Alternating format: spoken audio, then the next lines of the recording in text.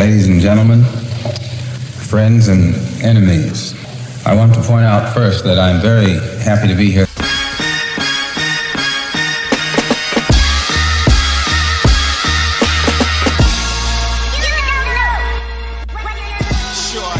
You don't have to answer that question. I'll answer the question. You want answers? I think I'm entitled. You want answers? I want the truth! You can't handle the truth! And that's the bottom line, because when Jay Boney speaks, he speaks. What do you have to say about it? And how long has this been under the radar? Too long, if you ask me. Real Talk Junkies with Jeffrey L. Boney. Look, I'm not afraid to tackle the tough issues. Other people scared to talk about this. Really? I mean, really? You had to take it there? And now, here's the host of Real Talk Junkies.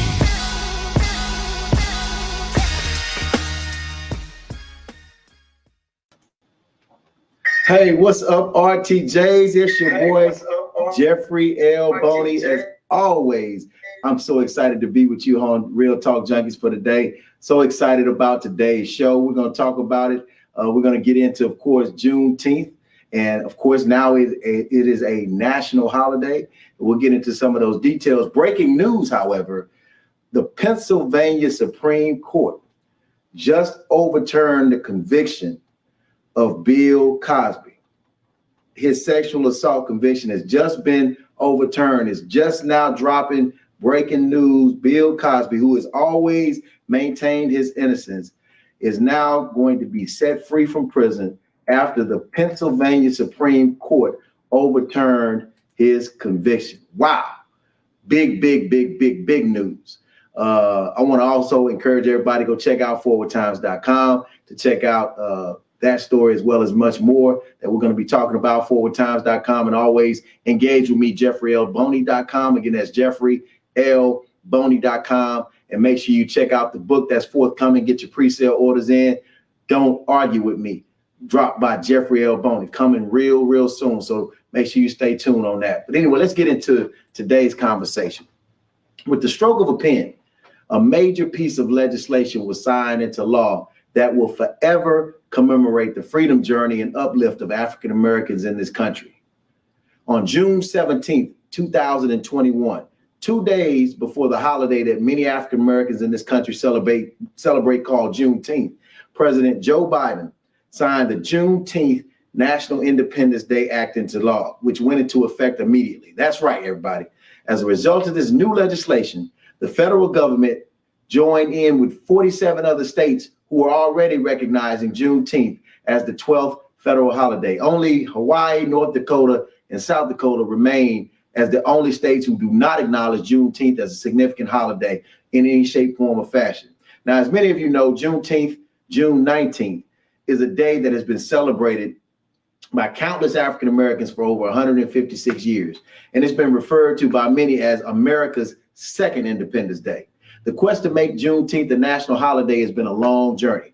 Right here in the state of Texas, we were the first state in the country to make Juneteenth an official paid holiday in 1980, thanks to the efforts of former state representative Al Edwards. Since then, other states have either acknowledged Juneteenth in some capacity or made it an official state holiday. The primary catalyst who introduced this particular bill and spearheaded the efforts in Congress to help make Juneteenth a federal holiday was Houston's own congressional leader in Texas 18, Congresswoman Sheila Jackson Lee. Congresswoman Jackson Lee was the first and only congressional leader to introduce this piece of legislation. According to Congresswoman Jackson Lee, she had been working on this effort since 2005 and has been reintroducing resolutions since 2013 to acknowledge Juneteenth. However, a resolution was only limited to acknowledging Juneteenth, not recognizing it as a national holiday. As a matter of fact, according to representatives at the Congressional Research Service, who work exclusively for the United States Congress to provide policy and legal analysis to committees and members of both the House and the Senate, regardless of their party affiliation, they were not able to find any legislative efforts prior to this one to make Juneteenth a national holiday using the resources that they had at their disposal. They reached out to subject matter experts in African American history and the history and genealogy section of the Library of Congress, and were not aware of any legislative efforts before 1951 to the present that reveal that any legislative efforts were brought forth and introduced. Joining me today to talk about her historic legislation is none other than Congresswoman Sheila Jackson Lee, and also joining us today to discuss the legislation and the significance of Juneteenth will be Mr. Sam Collins and, of course, Mr. Rob J. All right, thank you, and welcome to Real Talk Junkies. Congresswoman Jackson Lee, are you on with us today? I believe she said she needed a few minutes. Okay, well, we'll come back to her, but let's jump into it, gentlemen. Juneteenth is a national holiday. I'll start with you, Sam. Thoughts on Juneteenth finally becoming a federal holiday and the acknowledgement of this significant holiday to African Americans? Well, it's long overdue. We've been pushing with the National Juneteenth Observance Foundation since 1994 to make it a national holiday. Last year in 2020, all of a sudden Juneteenth became popular, but it's always been important to the former enslaved and the descendants of the former enslaved. So it's not that it became more important all of a sudden. It was always important to us. It's just now others have officially acknowledged it and put it on the national calendar. So we're thankful for that. We still got a lot of work to do. It's just the tip of the iceberg. So it's a commemoration, and I encourage everyone to just get to work. All right, Rob J. joining us today from the Gentleman's History Hour podcast. What are your thoughts on Juneteenth being a national holiday? Most definitely. First off, it's a pleasure to be here. I think that it being a holiday is, on one hand, I definitely can appreciate the recognition of, our ancestors in this historic event, and for it to be recognized at the highest level in this country that we live in. At the same time, I would like to see, in addition to it being recognized as a holiday, it be something that, we're intentional about sharing the information about what happened. On a Gentleman's History Hour, we had a session where my co-host went out and spoke with Sam, and it was very informative. And I learned a lot about Juneteenth. So to me, it's good that it's a holiday, but I think it being a holiday hopefully will spearhead us learning more about our story and why it's a holiday, and it not just being like a day off.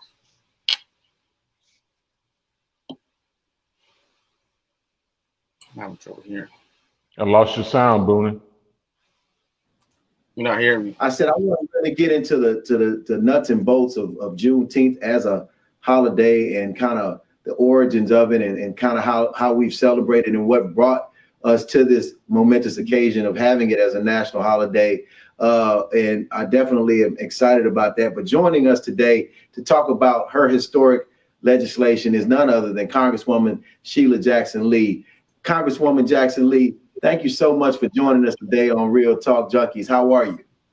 I am wonderful. Thank you for accepting this sort of unique way of presenting myself to you all. I am outside of a committee room, and I stepped out because I wanted to be with you, and hopefully I will be pointed and helpful in your discussion. And forgive me if I have to be abbreviated.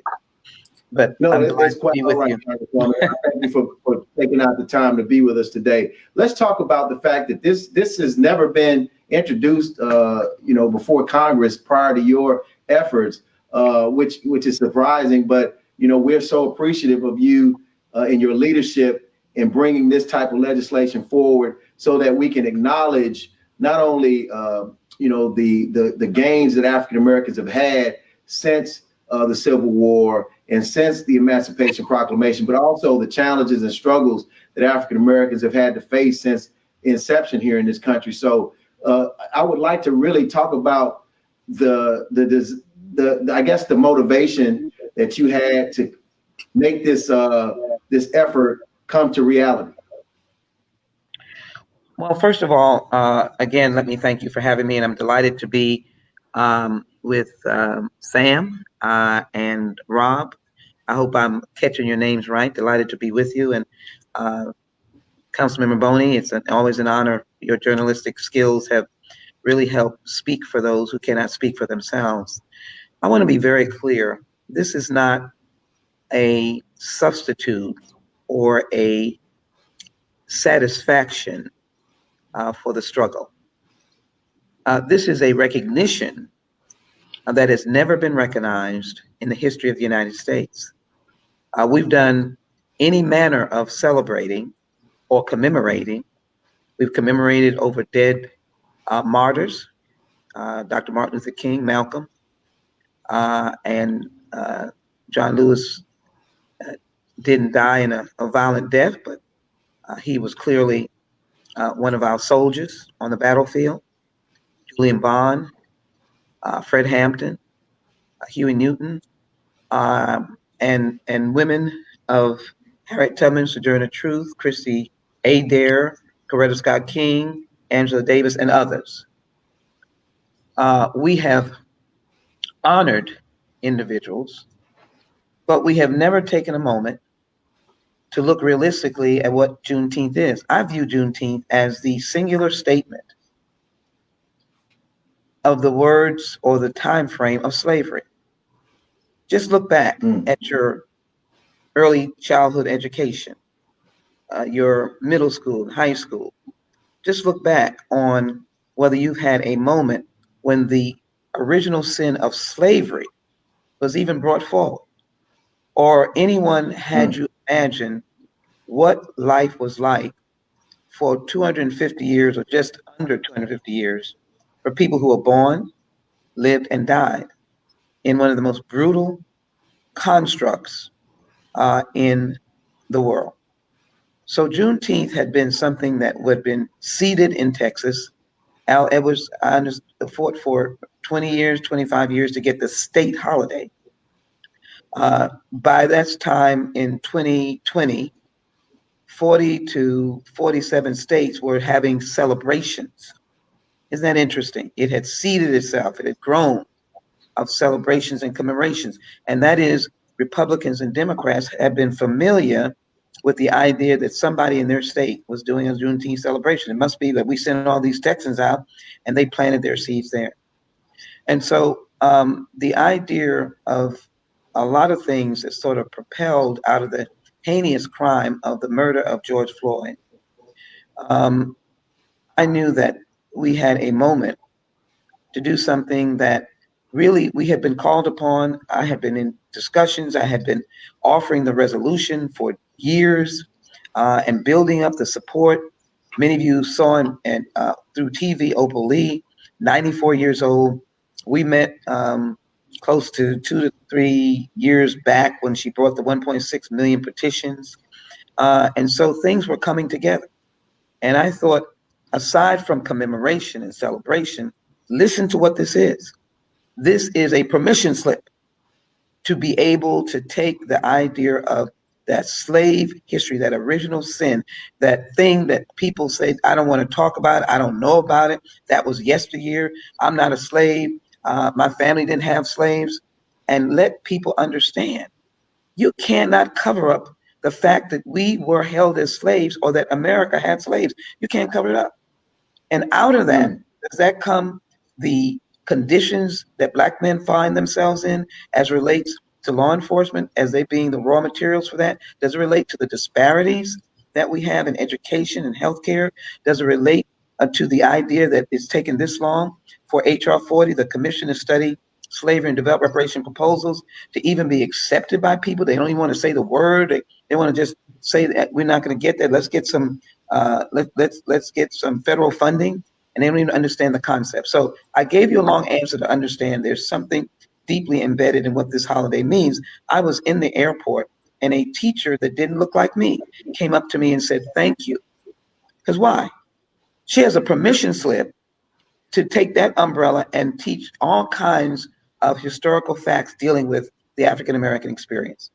We have opportunity to make this thing somber and celebratory, because at some point, somebody needs to stand up and address seriously that history and what that meant to people who are still here today, who are the descendants of enslaved Africans. We've never addressed that. So, Jeff, that was my thought.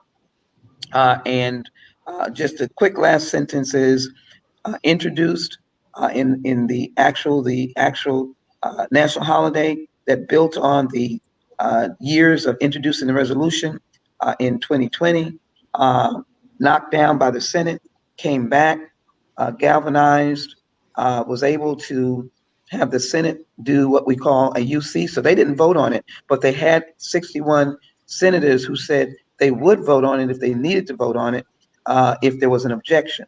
And the objector, who everyone has seen because he wants to be seen, Senator Johnson of Wisconsin, melted back. He saw the onslaught. He melted back, and it might have been someone saying, "Pull back. We'll give him the Juneteenth," but they don't know. That's not what we didn't play that game. It wasn't either or. And so then in the House, we had the bill, and when it got passed in the Senate, we were able to quickly move in one day the Senate bill to the House and galvanize through a rule debate. This is soaking into the members who are listening, a floor debate, and the ultimate vote that no one ever expected, which was 415 votes for that holiday. That holiday is the first one since in 38 years. That holiday is money. You spend money. That holiday is what we as a nation makes it. It's what we as an African-American community makes it. It is not a substitute. Right now, we're in strategy meetings about George Floyd. Right now, I'm in strategy meetings about the Voting Rights Act. None of that is an either or. We just got a holiday that allows little Kwame to ask his father, what is Juneteenth? And maybe somebody will understand how to deeply talk about slavery as they have never spoken about it before. Oh, wow. So, Congresswoman Lee, first of all, again, thank you so much for your leadership and bringing us. I know you stepped out of committee meetings, and I thank you for your time. Just one other question. You talked about H.R. 40. You talked about the Voting Rights Act. You talked about, various things going on, the George Floyd Act. There are so many things that are important to African Americans that we need to continue to fight for. And I like the fact that you said it's not an either or. So we don't want to feel like we're being given some sort of a carrot that they're throwing at us and saying, okay, well, look, we gave you something. We gave you Juneteenth. No, we have to look at it as we need justice. We need legislation that's going to positively impact us long term. So can you speak to how you plan to use these type of efforts and hopefully this bipartisan acceptance of Juneteenth in a way to go ahead and get these other bills passed? Well, first of all, I'm glad that you posed it in that way. I need the masses of African Americans who, by the way, there was a celebratory 10 days ago, whenever the weekend was.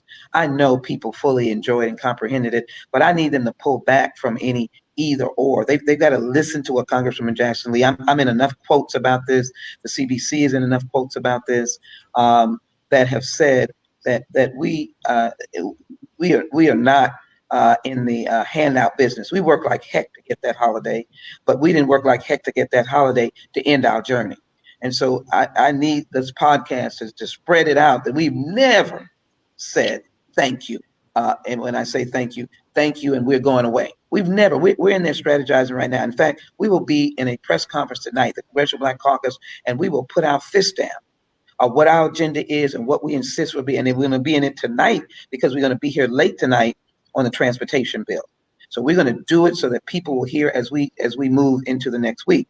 And so the idea is we're stalled on George Floyd. We believe some law enforcement entities that are not other law enforcement entities are trying to obstruct. And we're gonna find strategies to deal with that. Voting rights, we're getting ready to find strategies to deal with that. Right now, the Supreme Court is going to rule today or tomorrow, today or tomorrow, regarding voting rights on what we call Section 2, which is the one remaining provision we have that we can sue after the fact, not pre-clearance. We'll have to write the voting rights bill, John Lewis bill, to fix all of that if they break it. So we've got some heavy lifting to do. And for people to understand, we're in the mix of the discussion about the infrastructure bill. That's the American Job Plan. We're not on the outside, we're on the inside. And one of the things we're on the inside about is how it is going to impact inner city and rural communities where we live. And as I said, when you lift our boat, you lift all boats. HR 40, if people understand what it means, it is a deep dive into the issues dealing with healthcare, education, economy, wealth gap, science, sociological and psychological assessment of those of us, of people of the descendants of enslaved Africans. It goes right into the American Rescue Plan and the American Family Plan and the Child Tax Credit. We're all in that. And if people would look at the global work of the Congressional Black Caucus, all of us are in committees that pour into these facts. So the idea, Jeff, is that we did this bill, and I've used it on the floor of the House. I may be on the floor tonight, tying Juneteenth and HR 40 into the Economic Rescue Plan. And also someone asked a question about contracts and the involvement of African-American community. There's no way that this cannot be part of the effort when these funds come out. Now, we are in a tough state. You got a state where man is taking dollars that are meant for federal relief, evictions and mortgages and stuff, and trying to use it for a border wall. We're fighting that. We're not going to let that happen. But you've got a state that is very questionable about how they use federal funds. But we are not going to leave those vulnerable communities which fall under the umbrella of HR 40. Let me just say these things. Tonight, I'll be on the floor, and the Speaker Pro Tem, I'll be in the chair. But the point is, I listened to you. What have I listened to? Let me just give you these points. We had a freeze.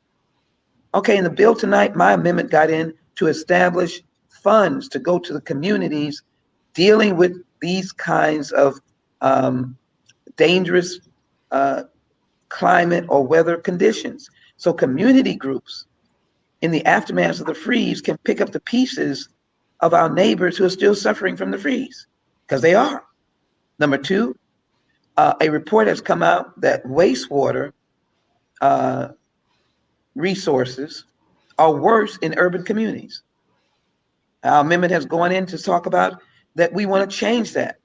We want to direct federal agencies to assess why wastewater collection is worse in urban areas.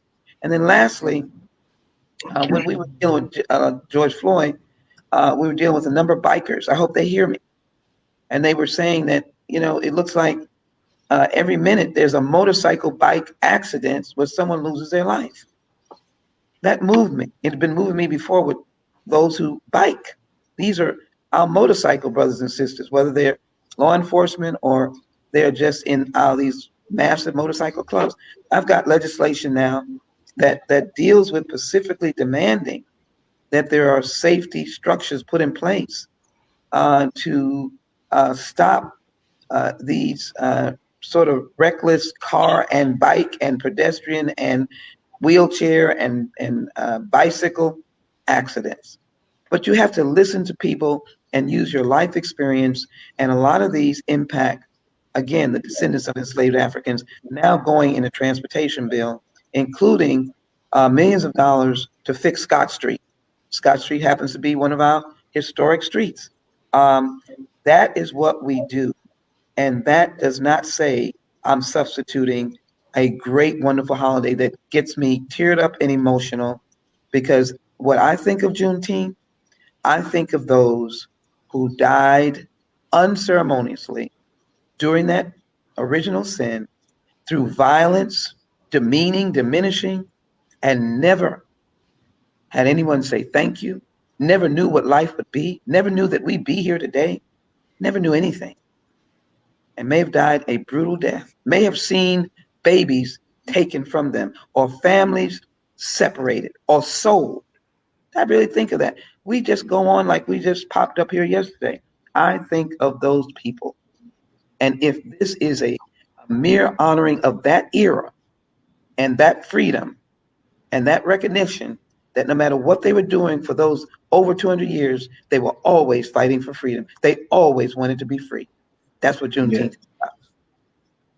Thank you so much, Congresswoman. Thank you so much, Congresswoman, for being with us today. I think one of our guests, a fellow guests with you, has a quick question for you. Yeah. I just wanted to just make sure too that I was correctly interpreting what you were saying, because before coming here, I went out to spoke with some various business owners in the community. Like you say, I am a podcaster and I try to be a messenger, so to speak.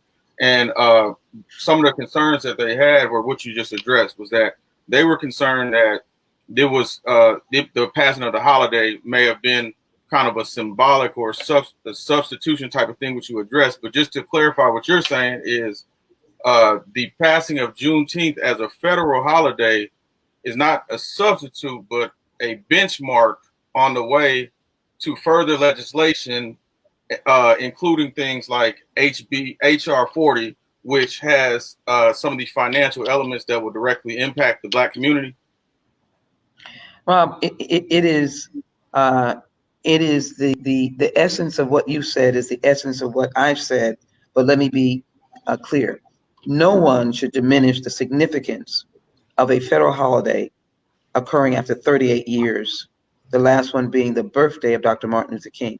No one should diminish what can be done with a federal holiday in terms of racial equity and race in the United States of America, and what can be done in terms of building a young generation of understanding and never walking away that America held slaves and that slavery was brutal.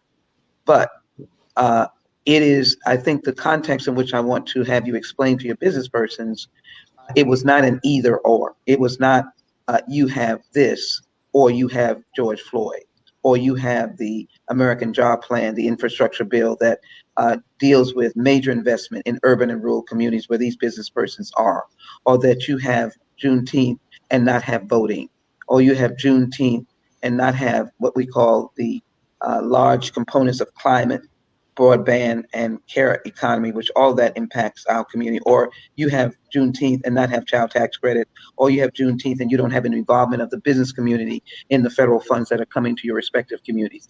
Absolutely not. That is not a substitute, but it should not be diminished for what it does stand for. And it's a big deal when you get a federal holiday because it's money. It's money when people are off. Ultimately, we expect that corporations will be given that day off. That means people will be off. That's money. You are getting a paid holiday. And we hope it'll trickle down to the essential workers. Right now, you all might not be aware, we have the Confederate holiday in Texas still. They tried to, I think my friend Representative Jarvis tried to get it removed one more time, and it stays steadfast. So in the state, they have the choice of Juneteenth because it's a state holiday versus a Confederate. But thank goodness with a federal holiday, there's no either or. You got the federal holiday. And next we'll be pushing and making sure corporations, but many corporations on June 18th, Friday, they gave people off. My office was off, but it was an actual federal holiday. And so that's going to be going forward a big deal to rally around these issues of racial equity. But no, you can absolutely say it was not either or. It is a propeller for all the things that we have to now fight for, and we're still fighting for them. Things don't come easy. Just like this did not come easy. George Floyd is not coming easy, but we are not to be deterred on any of these aspects that you've just raised. So if you please be kind enough to say my words to the business community as you may see fit, that she has definitively said it's not either or, but she does say that it stands on its own 2 feet, but the fight is still on for all the things that you all have sent us to the United States Congress for, and me in particular. Thank you, Congresswoman, for the answer. Sam, do you have a quick question, or otherwise I know the Congresswoman needs to get back to doing the people's business. I just want to thank her for joining us in Galveston. We were so happy to have you here with us. Her words were powerful, and her actions are even more powerful. So it's not just words that she's speaking. She backs it up with action. So thank you, Congresswoman. And Sam, I have to apologize. I can be humorous. I don't have my glasses on. And so, and you know, I looked down, and so I had, and I don't even mind saying I didn't have my glasses on, but we had an emotional time, Sam, and thank you for this huge gift that my third ward neighbor provided with his team, Brother Adams, and all that came for this unbelievable mural. And I have used in speeches the equality of rights, and I think you fully understand the tie to Juneteenth of that region, if you will, that area, but as well the tie to the racial equity agenda. And so I thank you for that presentation and effort. And Jeff, if I might, we are hearing from our friends in Greenwood, because we were there, I guess, about 2 weeks or so before the Juneteenth, at the end of May, 100th year for Greenwood. That is another emotional moment to see people who literally lived the taking of property and have never been repaired, have never had a reparation. And so, and it's an economic question of what they had and what was taken away. So all of this is interrelated. It is not mutually exclusive. And I'm very grateful to have all of you on and to have been able to be given this opportunity. Let's keep the fight going. Let's keep the struggle going so that victory will be had. Thank you, Congresswoman Lee. You're always available to myself, and always going to tell it like it is based off of your perspective, and I appreciate that. And I thank you so much for joining us on Real Talk Junkies today. Thank you. Take care, everybody. Thanks for having me. All right, gentlemen, let's jump right into it. Thought it was a great follow-up question that you had, Rob J, relative to what people are saying, the narratives that may be out there, that this was just some sort of a ceremonial, carrot being, thrown at the Black community, and that nothing else will come from it. So as if we were to just simply celebrate having a holiday. And I think that it's important to note that, we can build on something like this, but it is not something that we should diminish, as the Congresswoman said. I think it's a very important thing, and it's significant because you can't talk about Juneteenth unless you talk about the reason for Juneteenth. And I know with this whole push to eliminate this critical race theory conversation and what's being taught in schools, I think that having a national holiday actually thwarts their efforts to try to push legislation to not talk about slavery and all of the other sins, as Congresswoman talked about, of the past. So I'll jump back with you, Rob, since you actually asked the question to the Congresswoman, and jump back to you, Sam. Well, I think it was really I like the way she came right out and addressed. It was almost like most of the questions were answered in what she was saying.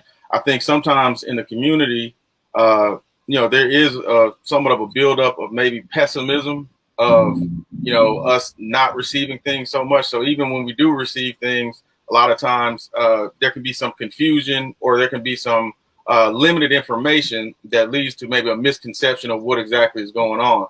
So, and I think I'm going to do my part as a messenger. And I think getting more information out about the whole process and, the legislative ecosystem, how one thing leads to another, I think that may help with interpretation, especially in, maybe the young professional community and younger community where there is I don't know if there's an expectation of things to go right. It's almost like we've seen a lot of things not going our way. Though things are moving, I believe, in the right direction, but almost as if there's a spirit of pessimism that doesn't even expect the best result to happen. And I think the information can help out more.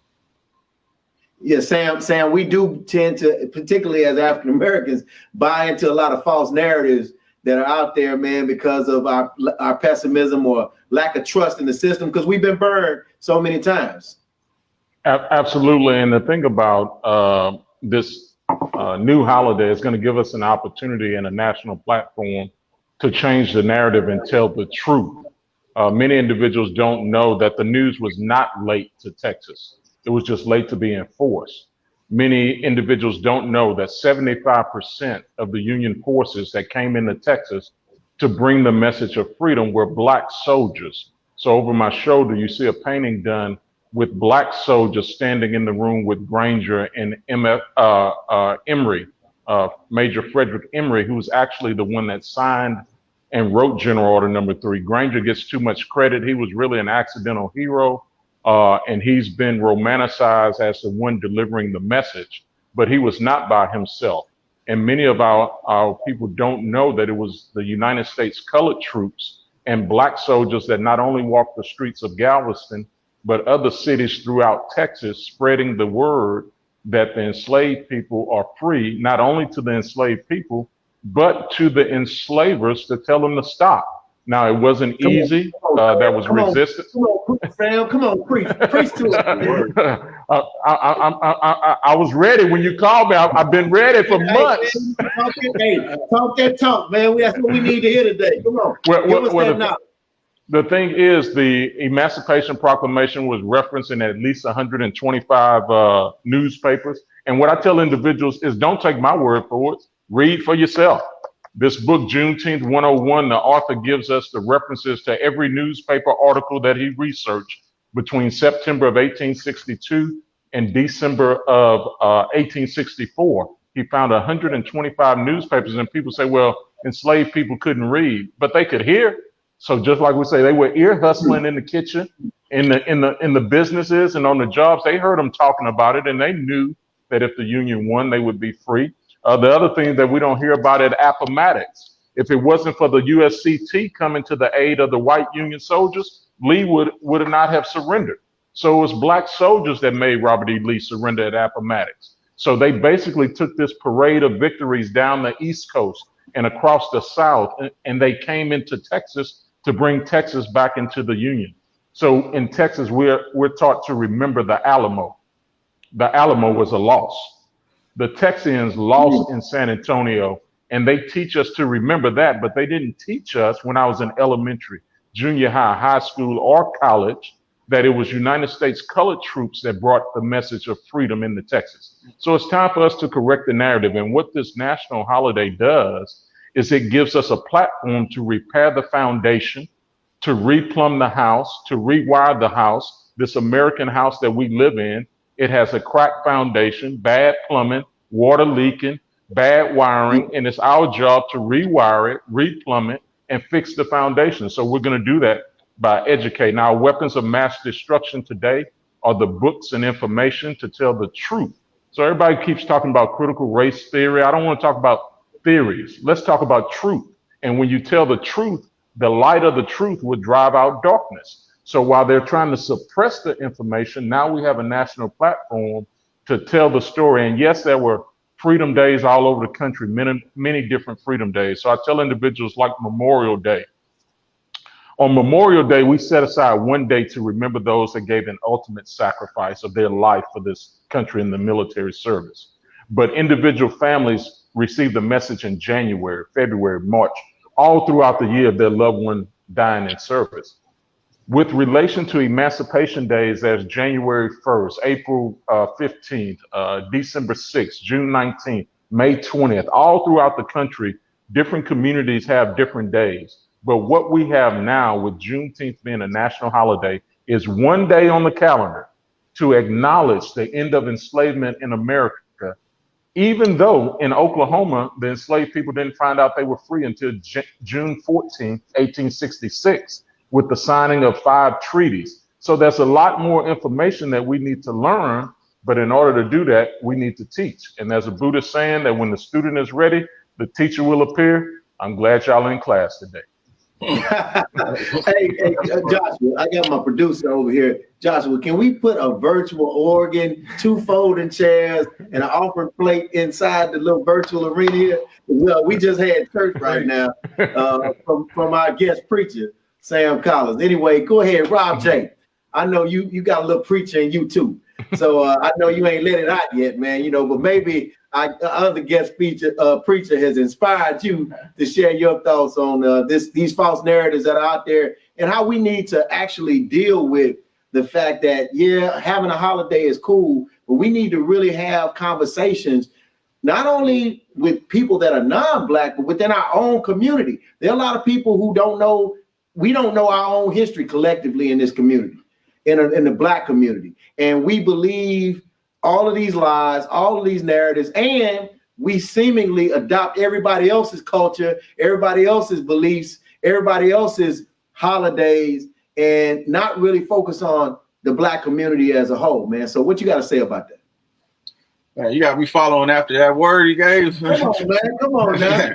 Yeah, it's like going after. It's like rap after preacher too. We having a revival, Rob J. We having a revival. So all right. Well, I do think as a Black community, I would like to see us take more ownership of being responsible for learning and sharing our history, like basically what Brother Sam Collins is doing, where we're able to empower each other through each other and not be necessarily dependent on anyone outside of our community. As much I do, and I understand the points that were made today, and I received those. At the same time, I could also say that, hey, there is no Jewish holiday that I know of. There is no, Chinese History Month, and they still seem to be very educated on their culture. So I feel like as individually, I think there is a certain responsibility that we have to learn our story. And, we do have to do a better job of making sure that people know where to find a Sam Collins, who's a subject matter expert on Juneteenth, and the role that now one of the things I wrote down just from listening to you that I never had researched before was the role that colored troops have played, in our in our freedom. That dynamically changes your self-image when you realize that, hey, wait a minute, we fought our way out of this. We weren't, some basically just walking around, not just being some timid, docile people. We were fighters like that. And I think what I've learned is the more information that I've learned historically, it's impacted my life. It hadn't just had an information result. It's had a tangible result. I learned about the pride that Booker T had in mopping a floor when he went to Hampton, and he was just trying to prove himself to a professor. That raised my awareness in how everything counts. That made me live by a higher standard. When I learned about, Bobby Seale describing Huey P. Newton as 6 people, someone that made me be more impassioned in how I work collectively and the type of, effort that I give and things. So I think the information, it has a real tangible result on people when they're able to learn it. I think that I just hope we can find methods to disseminate the information, and it doesn't just become a day for us to barbecue or a day for us just to party or a day for us to just not go to work, because, without the information, I think we're missing out on the true empowerment. But I didn't think about it that way before, but I do see how a Juneteenth holiday quite naturally does lead into more conversation than what we currently have. I have a question for you, gentlemen, and you may differ from my belief here, but there was a news report that came out about the company IKEA, whereby they, in celebration of Juneteenth, provided fried chicken, watermelon, as part of a meal for their employees to celebrate. Now, I, for one, didn't find it offensive, primarily because I feel like this is something culturally that Black people have done. We do eat fried chicken, we do eat watermelon, and we do drink Big Red soda on that day. Now, do you all find it offensive? Like, that could have been a teachable moment and an opportunity to have a discussion about Juneteenth as a whole, as a company, as employees, as representatives, as human beings, but it was turned into a big issue whereby the focus was on the food and the offering versus the conversation. Sam, I think we got to pick better fights. Because, at the end of the day, if a Black person would have had a Juneteenth, lunch, and it was fried chicken and watermelon there, it wouldn't have been offensive. I think, it's not something to raise aware, to really make a fight. If I was celebrating, a Mexican holiday, and I'm a business owner, and I was throwing that, I'm going to have tacos, burritos, and that's what I'm going to be serving. If I was celebrating Chinese New Year, and I'm Black, and I'm doing this for my Asian employees, there's going to be egg foo young, wonton soup, because that's all I don't have an extensive knowledge of these people. So to me, it's kind of it's a petty fight to pick. I agree with you. I'm not offended by it. I wasn't Sam. offended. Sometimes we major in the minors and minor in the majors. So we need to focus on bigger fights. That was not an issue to me.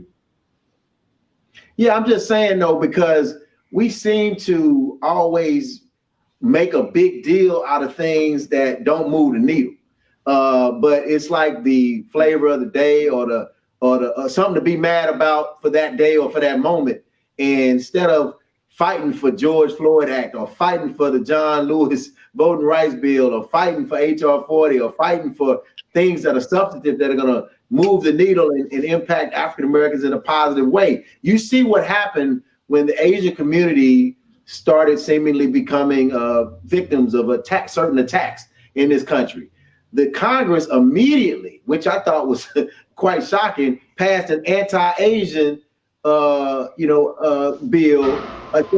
or anti-Asian attack or victim bill that was beneficial to African Americans. I ain't never seen a bill that's the anti-black victimized bill or anything. I know they passed a anti-lynching bill, but that applies to any and everybody, but not a specific straight up anti-black or anti-African American victim bill. I think that when we start focusing on addressing those type of issues and making, I guess, a fuss and getting to the voting booth and making sure we hold our elected officials accountable, then we'll start seeing some progress. I agree.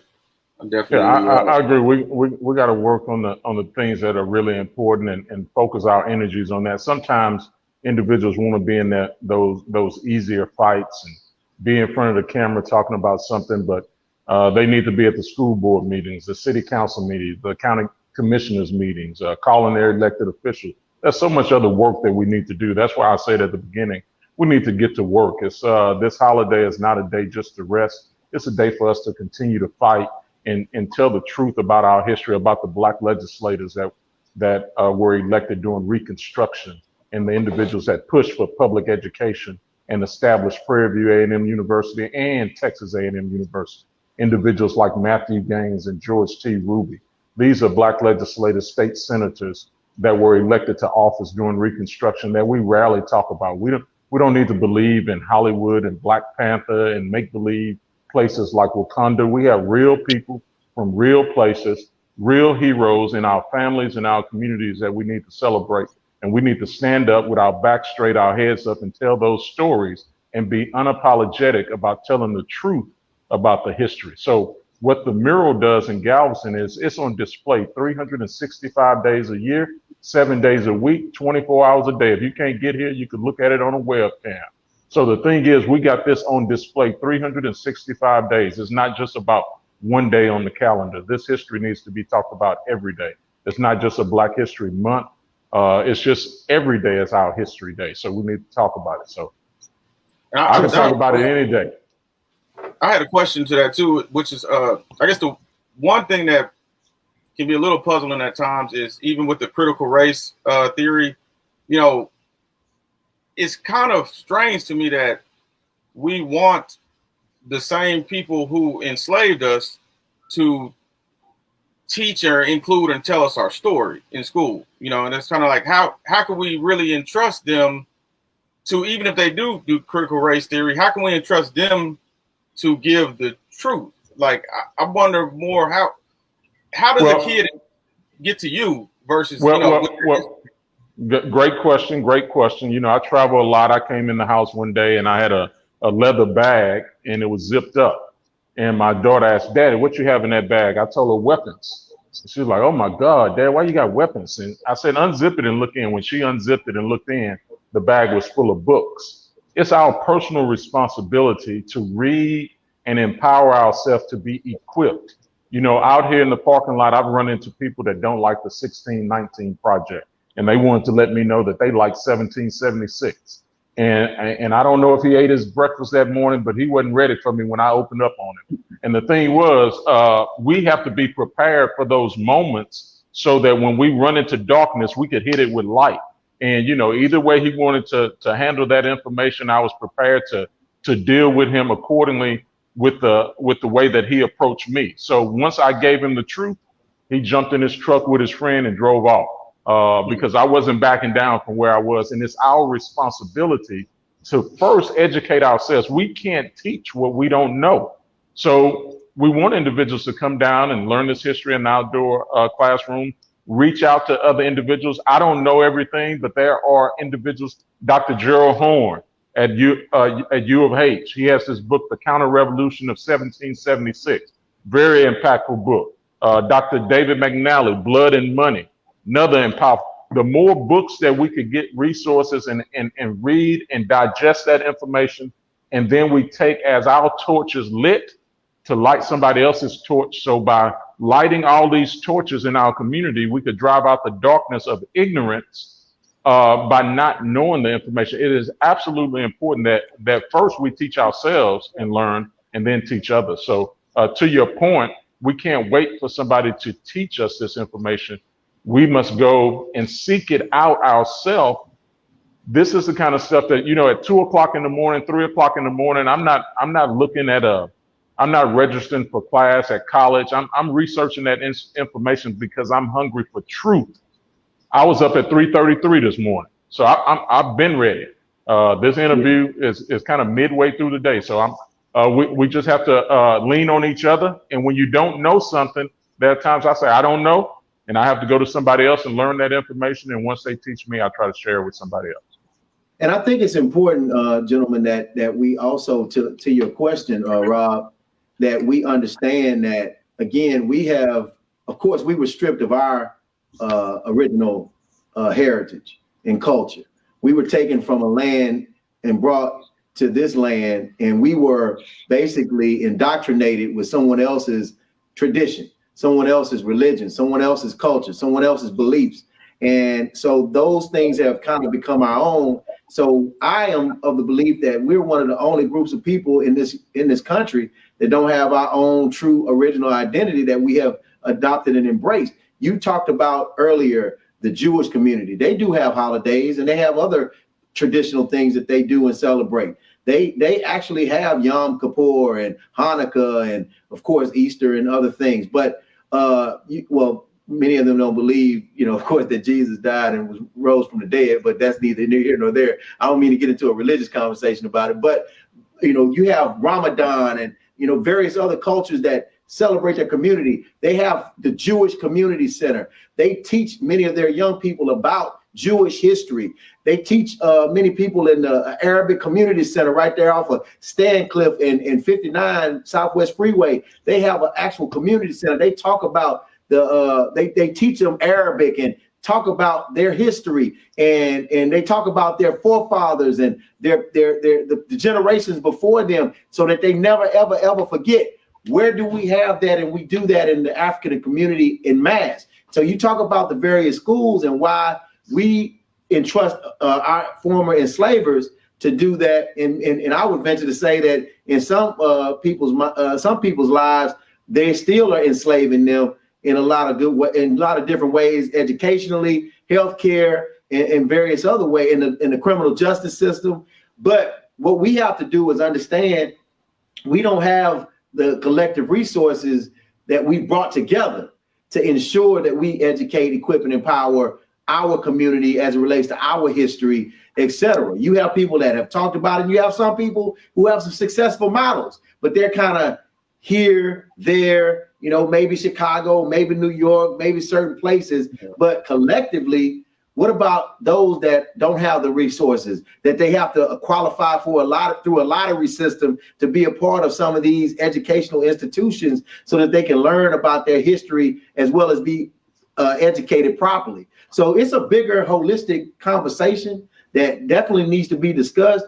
But going back to what Sam says, in my opinion, we got to start somewhere. So you got the mural and you got some historical information that you can go and research in Galveston. He had some books that he shared earlier, but we got to do this each one, teach one, and each one reach one approach in order to kind of make a difference. And we got to start with our young people, because some of these older individuals are kind of stuck in their ways, and you can't teach an old dog new tricks. I'll let you guys have some final words here. Rob.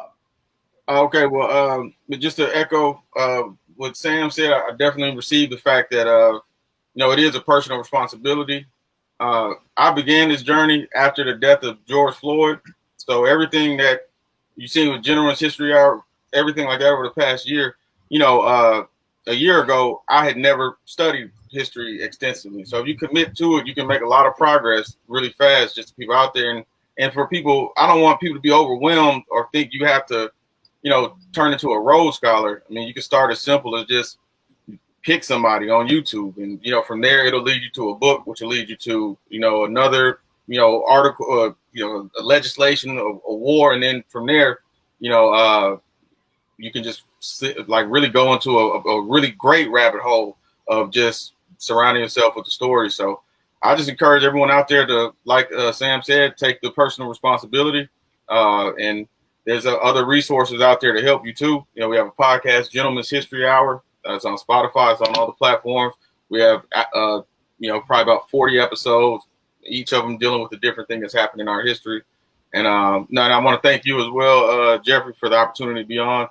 Thank you, Sam, sharing your jewels, and I really appreciate it. Hey, man, thanks so much for being on, and definitely encourage everybody to go check out that podcast. Sam, a couple of quick words before we get out of here. Frederick Douglass has a quote: "It's much easier to build strong children than to repair broken men." And with regards to individual responsibility, I would tell individuals, start right in your family. My great grandmother was in the hospital here in Galveston, and me and my dad was walking down the hall, and he said, "That's where Mama quit her job." And I'm like, "What are you talking about?" He said, "That's where Mama quit her job in 1961. Hurricane Carla was happening here in Galveston. She sent my dad and his sister, my aunt, downstairs to get something to eat, and the cafeteria would not serve them because they were Black. And she came down and she was upset about it. She thought they had been playing around. She started to chastise them. And my dad said, "Mama, we were in line, but we had to let the white people go." She said, "If you cannot feed my children, I cannot take care of your patients." And she walked out of the hospital that day. So we have heroes right in our family. So start researching your own individual family. Everybody wants to talk about Dr. King and Malcolm X and all these iconic figures, but you have some warriors right in your family that you may not know the stories of what they went through. Their names wasn't in the paper. There's no big bridges and things named after them. But the fact that they survived so that you could exist is enough for us to celebrate. We don't need to be ashamed of what happened during slavery or the enslavement. We need to take that history and build from that strength. We have the strength of our ancestors in our DNA, and we don't have to do Wakanda forever. I say Galveston forever. So y'all get down here and come visit me. Galveston forever. Thank you all so much. Hey, listen, Rob J, the Gentleman's History Hour podcast, Sam Collins, activist historian. Thank y'all, gentlemen, for being on today, and happy Juneteenth. Happy Juneteenth. All right, guys. Listen, we're about to get up out of here. Again, I want to encourage everybody to go check out forwardtimes.com, www.forwardtimes.com. You can always engage with me on my personal website, jeffreylboney.com, because the L is important. And of course, at the end of the show, we're going to talk about, we're going to see the information on the ability to purchase the book, Don't Argue With Me, that's going to be dropping real soon. All right, I'm about to get up out of here. In commemorating Juneteenth, many Black people, we gather together. We honor the day similar to the ways we celebrate July 4th, which is, this upcoming weekend. We listen to live music. We have community gatherings. We have youth events, cookouts, religious events. We host educational sessions. We do a lot of stuff. It's a day that it can be likened to like having a big old family reunion with people in Black community, members of the African-American families, both immediate, extended. We can create a dedicated tradition where we come together annually, remembering our storied past. We can have fun. We can celebrate every generation of folks that make up our Black community, old and young. According to many Houston historians, civil rights activist and noted African-American political consultant, Reverend C. Anderson Davis, was the original author and sole drafter of the Juneteenth Proclamation, which in 1979 was used by Texas State Representative Al Edwards to sponsor House Bill 1016 to officially make Juneteenth, a state holiday here in Texas, the first official holiday in the nation for African Americans. So now Juneteenth has become a national holiday. The message of how African Americans were able to press forward past slavery and celebrate their freedom should never be watered down and never be forgotten. Every American should always use this holiday, regardless of your race, as a teachable moment for every generation in your family and outside of it. This newly minted federal holiday will be celebrated for years to come on a grander scale, where people like Ms. Opal Lee, who Congresswoman Sheila Jackson Lee talked about, who at the age of 94 was able to celebrate on June 19th, 2021 with a fresh new perspective on this country, where she was able to take yet another 2.5-mile walk. She used to do a 2.5-mile walk every year to commemorate Juneteenth. This time, she was able to do a 2.5-mile walk to commemorate Juneteenth as a first nationally recognized Juneteenth holiday that she helped advocate for as a champion.